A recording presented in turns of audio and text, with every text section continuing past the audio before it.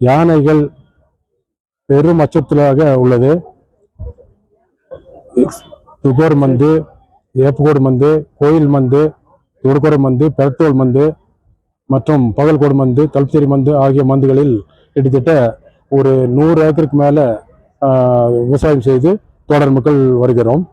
இந்த 100 ஏக்கரிலும் யானைகள் அச்சுறுத்தலால் விவசாய நிலங்களையே அழித்து விட்டது.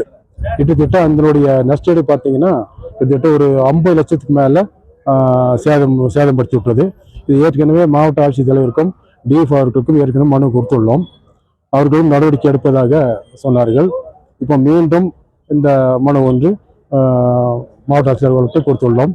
இது நடவடிக்கை எடுக்க சொல்லியிருக்கிறாங்க. அது மட்டும் இப்போ எங்கேயுமே நம்ம போக முடியாத அளவுக்கு ஆயிடுச்சு. மந்து விட்டு வெளியே போகிறதுக்கு வாய்ப்பு இல்லாமல் போச்சு. அது சில பற்றி துரத்தவும் செய்கிறது. அதனால் நம்மளுக்கு பாதுகாப்பு வேண்டும். அதனால யானைகளை விரட்ட வேண்டும்.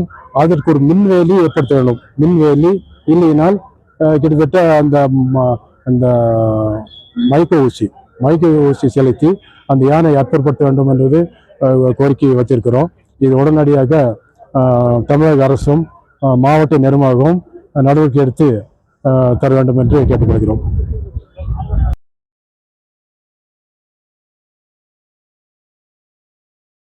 ராகம் டிவி யூடியூப் பக்கத்தை சப்ஸ்கிரைப் செய்யுங்கள்.